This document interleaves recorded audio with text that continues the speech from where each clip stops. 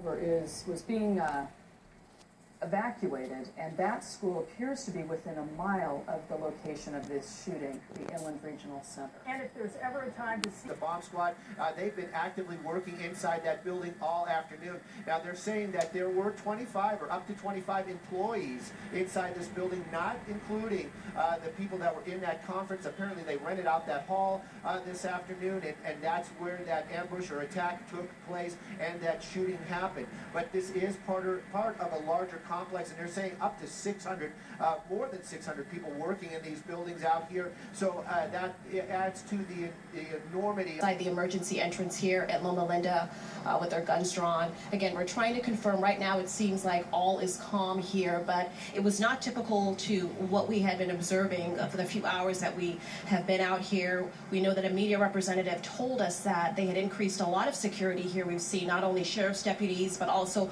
local police. They're stationed right outside of this emergency entrance here where patients are being taken. Up to about 10 minutes ago, we saw paramedics arrive here and someone was being taken off the stretcher, brought into the emergency. Not sure if this is... You're not sure exactly what was going on, right? She just kind of said that it was, she thinks it was his client's party. We have various parties in the buildings, and because hers, it's 2 buildings over from her, she said it was possibly a client. She knows of one of the clients that works in the coffee shop, and she said that she thinks he might have gotten hurt, so she hasn't heard that information back yet, but... So then it was actually clients, not necessarily employees? No, she said that the client works in the coffee shop, so, right, but he's in that building, so, yeah. All right, we want to bring in somebody else. Thank you very much. This is Gabriel. His wife is inside there, and she has a pretty terrifying story as well. Oh, yeah. She called me around lunchtime, and when she called me around lunchtime, she told me that there was some shooters in the building. She didn't know exactly how many were in there at the time, but she said that she had to take cover.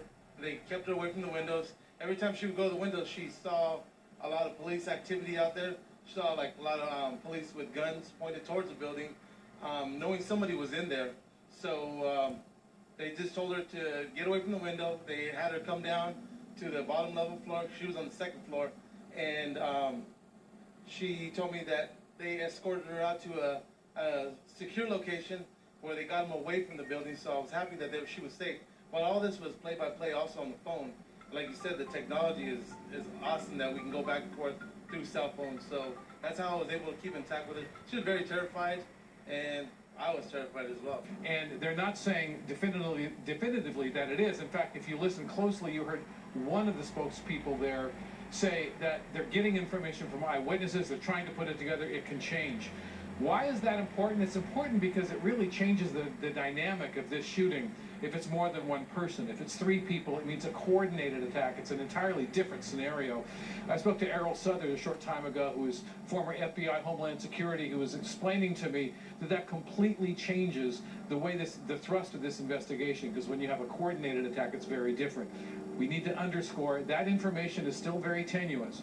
And as you know, when it's developed through eyewitnesses, you can imagine if you're going through a shooting like this, eyewitnesses can give you varied information. It takes some time to sort it out.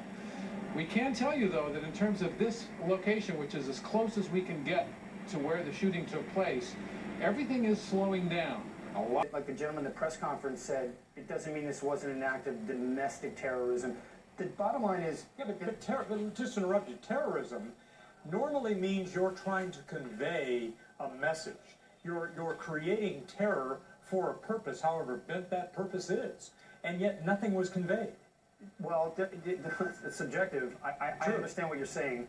Well, there definitely was messages that were conveyed. We're here talking about 20 plus people who could be dead, a vehicle that took off, militant-style clothing, Kalashnikov-style weapons. I don't know, again, if this was fundamentally radicalized terror, or again, if it was, my other lean again is, was this a professional hit? Was this a professional murder, if you will? I don't want to sound too Hollywood here, but the fact is they went into the unsecured portion of that center, opened fire, and then left, which means they had a plan or some type of escape plan to be able to leave.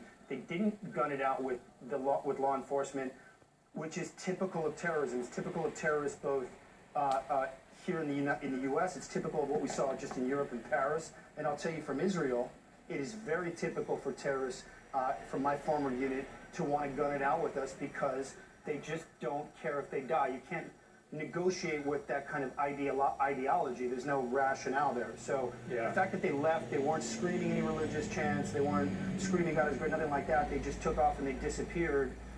Well, it doesn't mean it's not terror. It just means they might have just moved out quickly. So, like, it's just dangerous right now. One thing I found interesting, Aaron, is that the chief was quick to put out some phone numbers there for the public in case they had any information or knew anything about this shooting. He did say they had active leads, and part of this might also be they don't want to strike fear amongst the general public out there that we have these suspects on the loose. But he also said that, you know, our officers have long guns as well, that our officers are well equipped to deal with this. So what can you glean from that? He did say that they have active leads, and they're going to come back to us and talk to us in yet another hour.